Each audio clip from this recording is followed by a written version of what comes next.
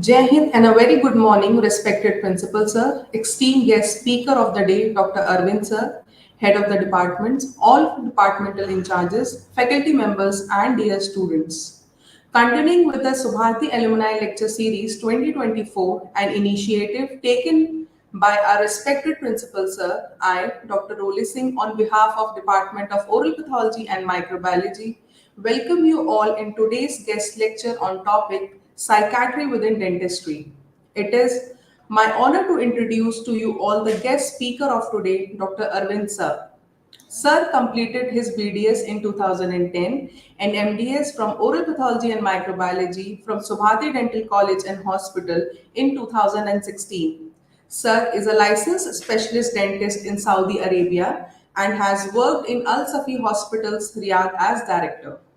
He has also previously worked as lecturer Savita Dental College, Chennai and senior lecturer Madha Dental College, Chennai. He holds fellowship in advanced implantology from Savita Dental College and PG diploma in endodontics, IGNOU, Delhi. Presently, he is running his private dental practice at Karur, Tamil Nadu and is consultant oral pathologist in Magni Diagnostics, Chennai. We welcome you, sir. I now request sir to kindly enlighten us on today's topic, that is psychiatry within dentistry.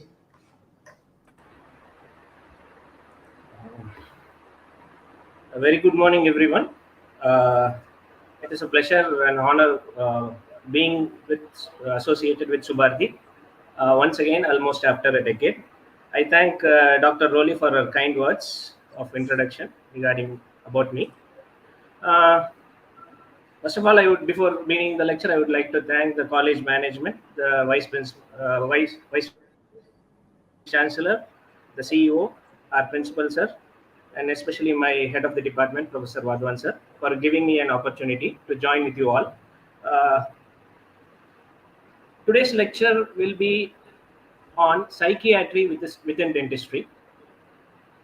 In this lecture, we'll be mostly dealing regarding patient mental health on a dental perspective. It is almost a decade, more than a decade, since I presented my integrated seminar. Most of you postgraduates will be knowing regarding that.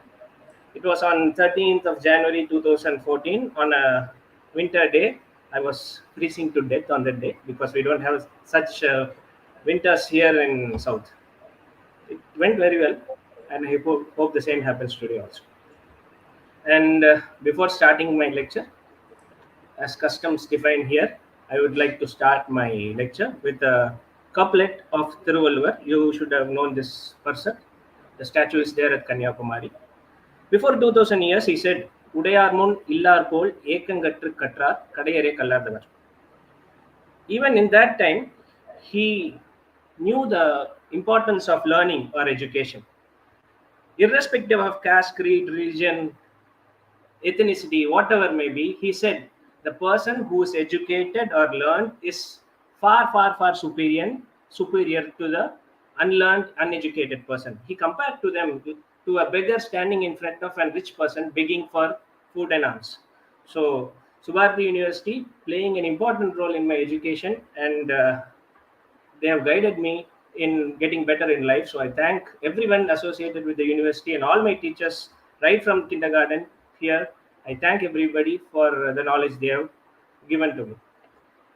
So today's lecture is on psychiatry within dentistry. Why psychiatry within dentistry?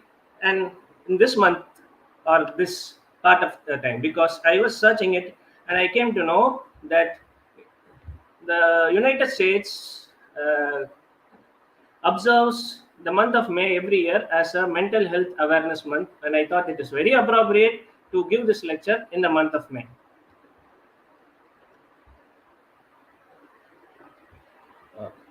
Moving on to the main part of the lecture, which is the introduction. Psychiatry or dental mental health falls under a bigger umbrella called special health dentistry, which is defined by the General Dental Council of the United Kingdom, and in 2008 it has been declared as one of the newest specialty of dentistry. They have defined it as working with patients to improve the oral health of individuals and groups with physical, sensory, intellectual, mental, medical, emotional, or social impairment or disability, or a combination of all of this. Mostly, special health dentistry involves specialist techniques uh, which have to be carried on the patients. They require special equipments, and more often than not, it might require a hospital or a community setting to deliver uh, treatment to the patients. You might ask why, what is the point in learning about this topic, whether where we will see very few number of patients, or we won't encounter such patients in most of our dental practice. That is a wise question, but uh, it is more than what you think. It is a very vast topic or specialty where it involves managing the patient along with multiple disciplines of medicine, including medicine, psychology, and sometimes it requires law practitioners also to deal with these patients. uh, you will have to communicate effectively with such patients, and which will be the essence of your practice even with normal patients. So it will help you communicate better with your patients, and obviously we have to put our patients interest first before ours. So it is very essential to learn about special care dentistry to run our regular dental practice. One of the studies showed me that almost more than 40 percentage of students in a dental college, they were not exposed to special health patients, special care patients in their practice, and very few, around 20%, worked with them, and a few assisted them. So it is very essential even in undergraduate scenario to educate our students regarding special care dentistry. And I've heard a few colleges have started a special department to handle geriatric and special care patients, and hope it spreads to all other colleges also, so that this department flourishes and gets more attention. Special care patients can be classified based on their physical impairment, sensory, intellectual, mental, medical, and social impairment. In today's lecture, we will be discussing more about the mental impairment, which includes anxiety, schizophrenics, phobiac patients, and patients of substance misuse. Special care dentistry requires these four things to be handled in when you handle a patient of special care requiring special care, which includes preventive care, which has oral hygiene advice, diet advice, fluoride application, and the liaison with the guardians or the patient's caretakers is very important, because the patient might not communicate with you in a as a normal patient does. So the coordination or the liaison with the guardians or caretakers is very important. And secondly, you have to be little flexible with your timing, and the infrastructure must be feasible for the patients to enter your clinic, for them to wait, or to maneuver around the clinic. And in case of deaf and mute patients, you might also need some assistance, which might you might take with the guardian, or it is better to learn ourselves something like a sign language. And we must know what is happening around the patient, and if they are taking any medications, you have to know how to guide them, and when to operate and when not to. It is a very important part of special care dentistry. And as I previously told, you might have to coordinate between higher centers for conscious sedation. Sometimes the procedure might be done under GA. You might need operative rooms and domiciliary care. And additional appropriate trained professionals include the psychiatrist, who might help you out while the treatment is being carried on the patient.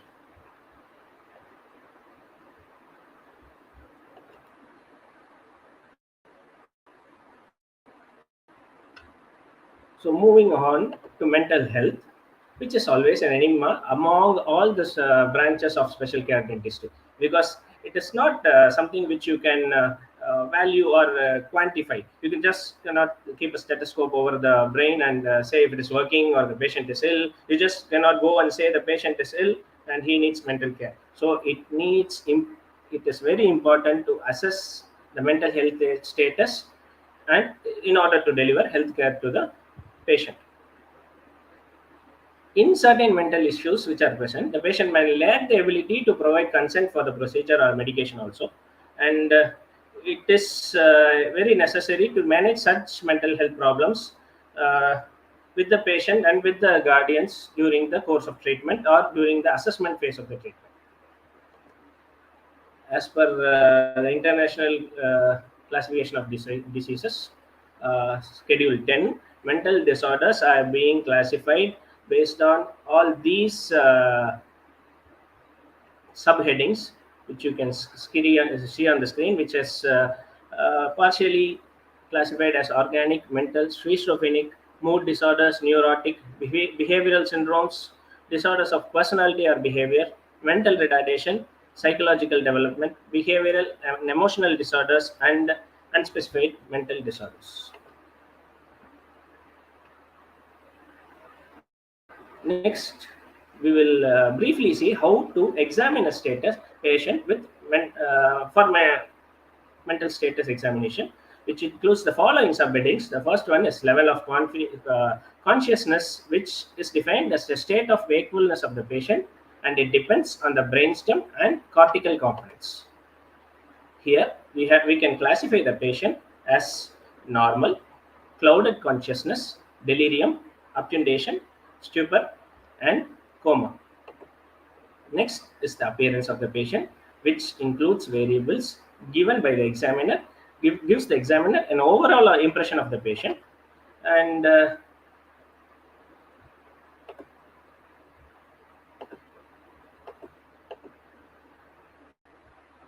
I'm sorry.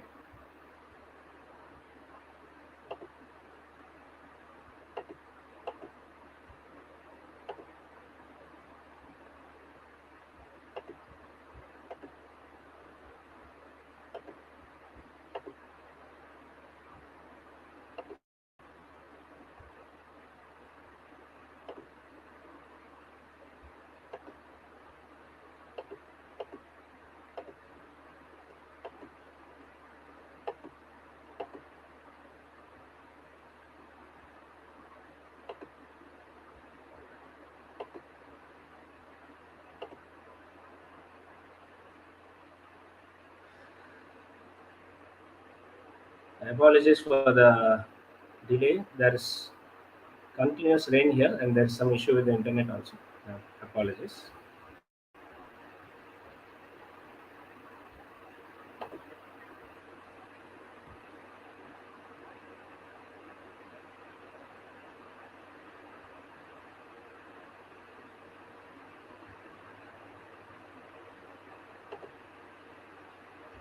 So we were talking about the appearance of the patient, where we have to check the physical appearance, grooming, dress, posture, and eye contact with the operator or the dentist. Next, regarding speech and motor activities, it includes listening to spontaneous speech as the patient relates answers to open-ended questions, yields much information to the operator. Here you can classify the patient as hypophonic, rapid and pressurized speech has been noted can be noted in maniacs and intoxicated patients. You have to know the overall mannerisms, or the slowness or spontaneity of the speech may be a clue to diagnose dementia or depression in the patient. Next, regarding the affect and mood, affect is something which is defined as the patient's immediate expression to emotion, and mood refers to the sustained emotional makeup of the patient's personality. Here we can both classify mood and affect as dysphoric, euthemic, euphoric. Next part is thought and perception, which is the inability to process information correctly as a part of definition of psychotic thinking. How the patient perceives and responds to stimuli is therefore a critical psychiatric assessment. Here we have to look into the patient concern. If the patient's complaint or concern is realistic or irrational, patient response to your questions is normal, exaggerated, or which does not have any discernible basis or not.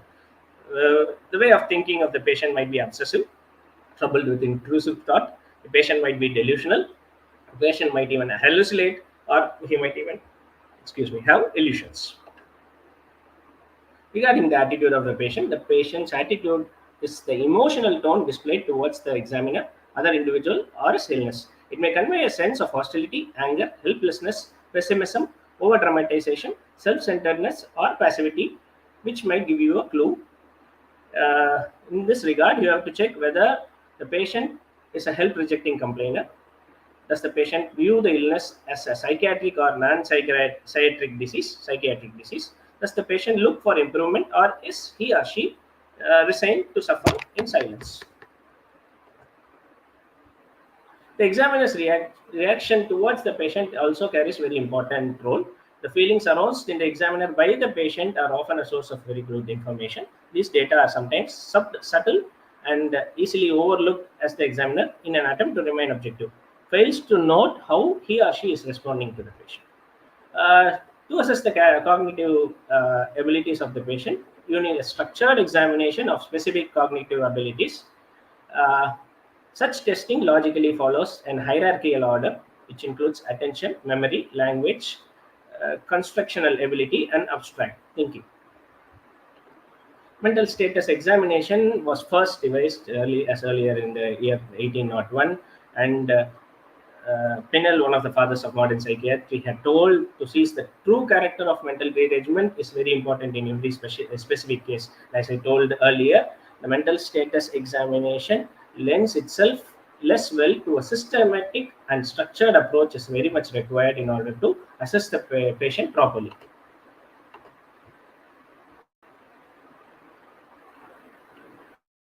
Uh, Shortly, we'll move on to the oral manifestations of people with psychiatric disease.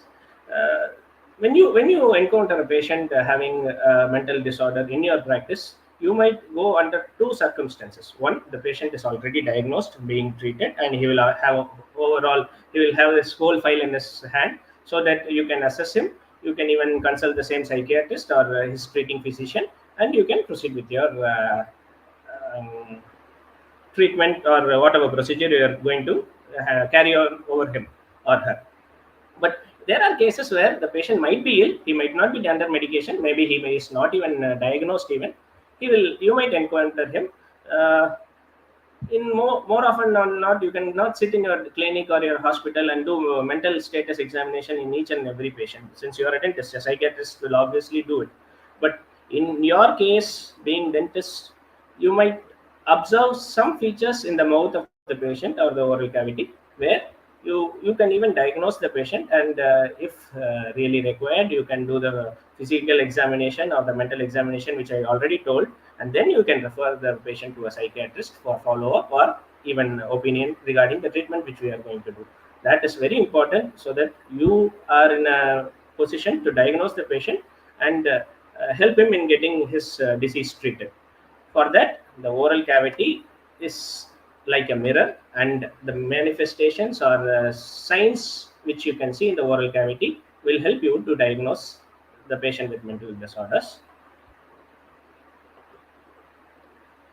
The most frequent changes in the oral cavity which you will encounter in a psychosomatic disorders includes glossodynia, which is burning mouth syndrome, which refers to a painful burning sensation of the tongue or oral mucosa, despite a lack of clinical findings and abnormalities in laboratory testing or imaging of the oral cavity.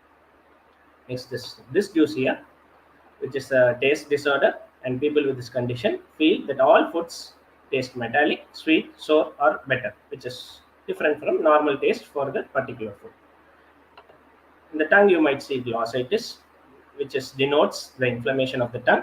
The condition may present clinically as a painful tongue, as a change in the surface appearance of the tongue, or both.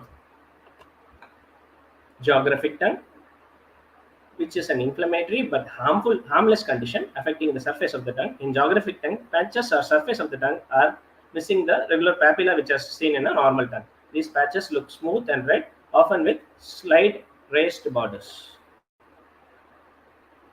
On the buccal mucosa, you might encounter aphthous ulcer or morsacatio labiorum, which is a form of tissue alteration caused by self-induced injury, mostly occurring on the lips. And there is buccorum also, which occurs on the buccal mucosa, and is considered to be a rarely encountered mucocutaneous disorders, but it is very prevalent in patients with psychosomatic disorders.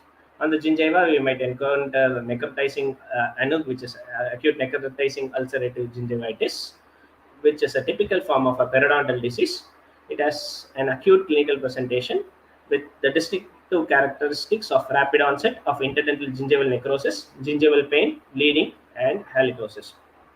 On the palate, we can see palatal erosion of the teeth, which is irreversible loss of hard tissue due to a chemical process of acid dissolution, but not involving bacterial plaque acid, not directly associated with mechanical or traumatic factors or with dental caries.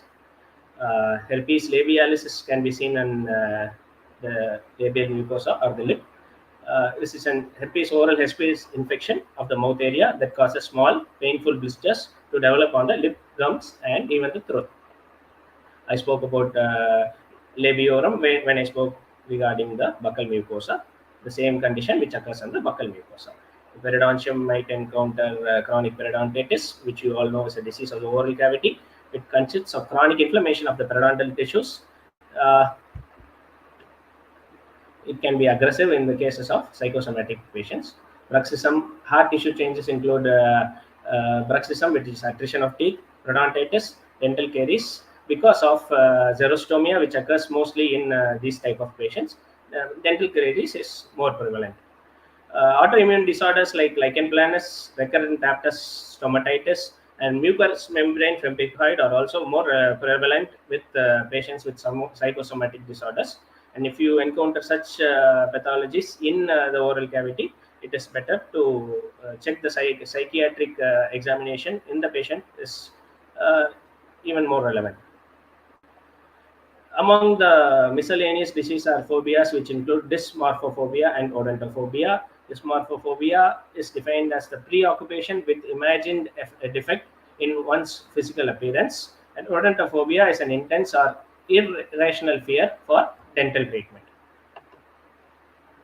Next, among mental disorders, the oral manifestation include anxiety.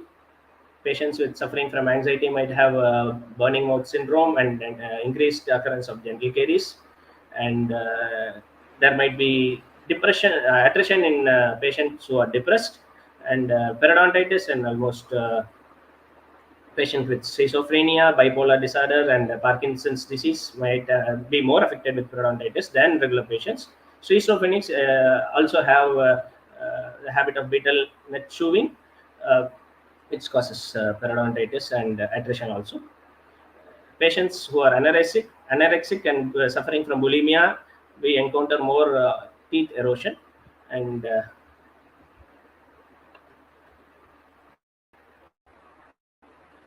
these are all the oral manifestations in short in patients with psychiatric disorders. Okay, in case of a patient, which I already told you, patient who's already diagnosed, they will obviously come with a file which has a lot of medications in it. And you, since the patient has a dental complaint and come to you, will obviously prescribe some medications during your treatment, before the treatment, or even after the treatment, based on the treatment you are going to provide him. And in such cases, and in most of the cases, there will be an interaction between two or more drugs which you prescribe, or the drug who the psychiatrist has prescribed and you have prescribed. In such cases, you have to be more careful while prescribing a drug which which might interact with the drug the patient is already taking for the psychiatric disorder. Here I have given, in short, there are many drugs which might interact with psychiatric drugs, but I have tried to tabulate only the drugs which we use during regular dental practice, which includes non-steroidal anti-inflammatory drugs. The NSAIDs, they react with the selective serotonin receptor inhibitors, which are given to psychiatric patients.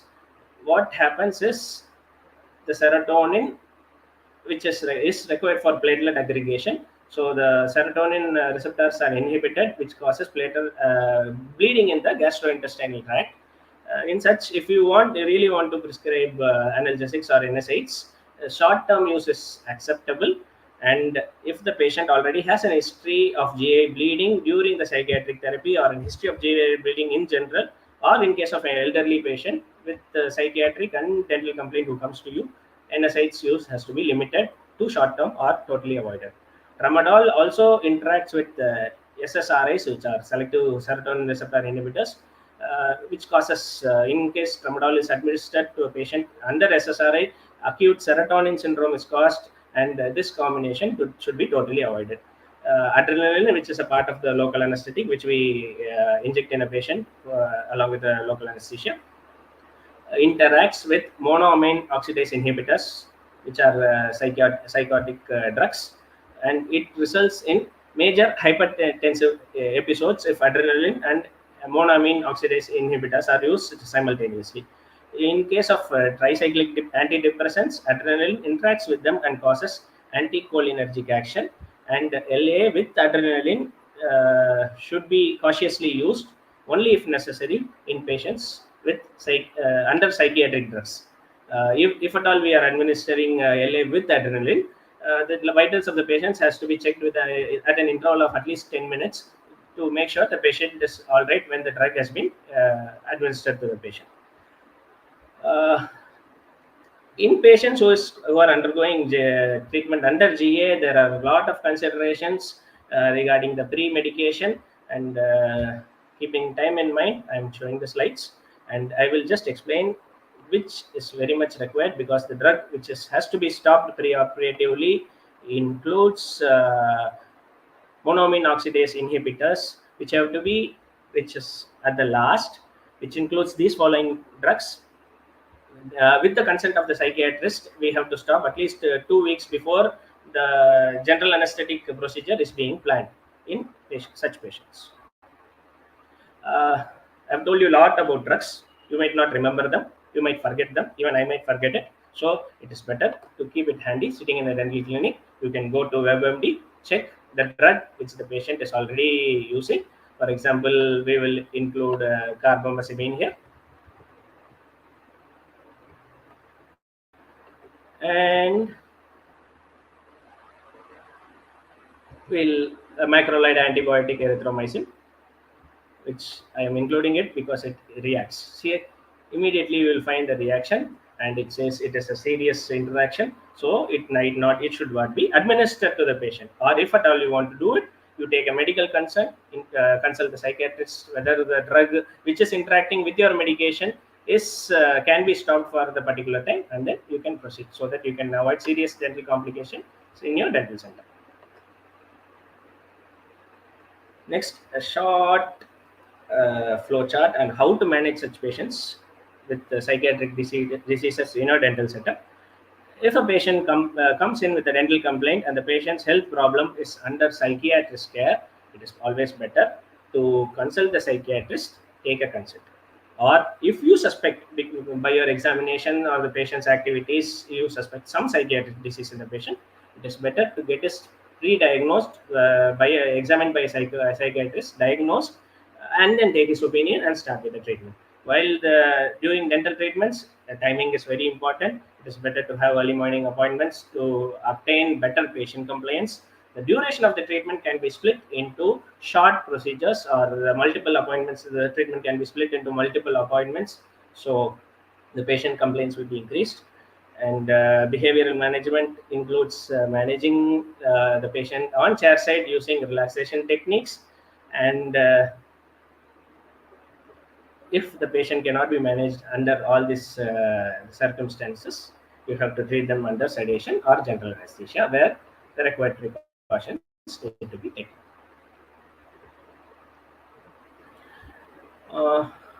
To conclude, please keep in mind all the signs and symptoms of mental disorders which has been listed here. And while examining any patient who walks in your clinic, make sure you keep a note of them. You have it in your mind, and make sure they are not in the patient. Even if it's there, necessary steps need to be taken. Psychiatric patients are mostly reluctant. You may be the first to encounter such patients, and you need to know what exactly you have to do while treating such patients. We have to make some common checklists to assess oral health, oral hygiene guidance, and early referrals to a mental health specialist in such cases, since they are more prone to diseases relating to the oral cavity. And mostly you have to collaborate with the psychiatrist, the general physician, while treating such patients. and greater focus on oral health should be given in such cases, which also helps in the well-being of the patient.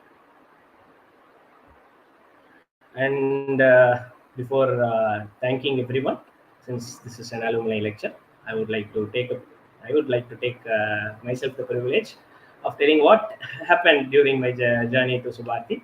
I was working somewhere else. I moved to India, immediately went to Subharti. Obviously, had initial problems in the language and communication, uh, but things settled down very soon after initial hiccups, and even went on to watch Salubai's movie First Day First Show without a translator sitting beside me. I still remember watching Bajrangi Bhaijaan. Uh, we even conducted conferences together along with all the other departments, presented lectures, even won few awards. Celebrated Holi. We don't celebrate much in Tamil Nadu. I've seen people running around, and it was crazy. When I didn't find batchmates or friends to come along with me, I took staffs for a long ride. And you might know this guy. I took him to Andhra Bhavan in Delhi when I was missing home food. And if you go with this person, join this person for an Andhra meal, the credit goes to me. I introduced him to South Indian food. And finally, when the day came, I was graced by our HOD sir. He signed my dissertation, and all the things went in place. I was ready to go for my exams. We had a farewell. Thank all our staffs there. And after a short stint once again with the same hospital which I was working as a dentist at a higher position, I decided to call it a day and came back home to start my dental practice. And our lab was started immediately after that. And after that, when things were smoothly going, then people were searching for Covishield and Covaxin. I got it, and I got one more thing done. I got married, and we had a honeymoon with masks on. And 4 years later, this is my family, and we had welcome graduate before 2 years from today. I just wanted to share all this since it is an alumni lecture, and I take this time to thank our management, our vice chancellor, our CEO, our founders, and our principal sir. Very warm regards, and I thank my HOD sir for giving me this opportunity, all the staffs of my department, and all my fellow PGs and friends who I encountered at Subharti. Thank you very much for giving me the opportunity and interact with the present Subhartians. I hope you all have a nice journey at Subharti. Have a nice day. Thank you very much.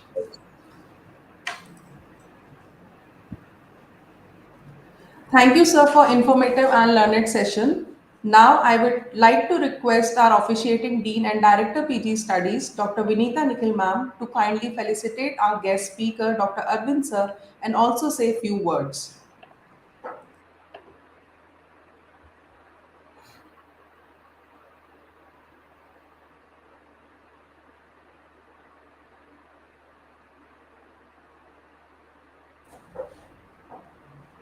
Hi Arvind, how are you? Good morning, ma'am. I'm fine, ma'am. How are you, ma'am?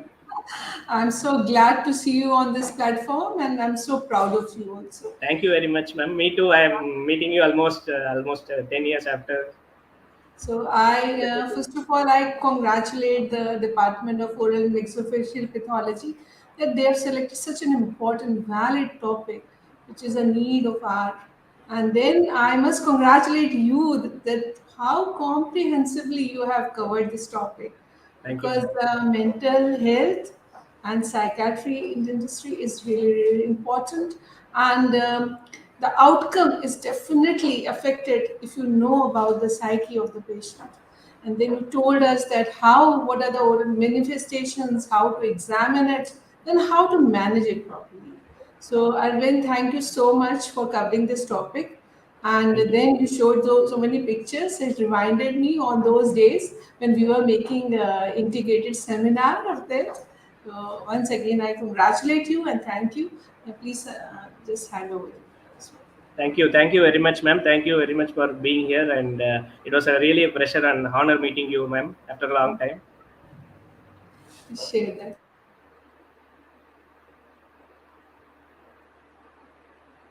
Congratulations. Thank you, ma'am. Thank you very much.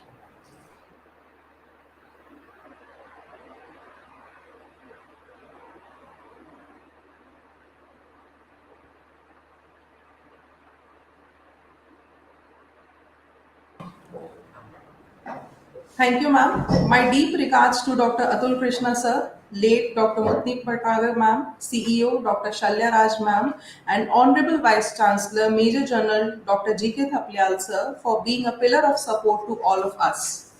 I would like to express heartfelt gratitude to Principal and Dean Dr. Nikhil Srivastav, sir, for always guiding and motivating us to excel in our field. Thank you to Mr. Shubham and Mr. Jatin from IT team who made these lecture series possible. Thank you and Jai Hind.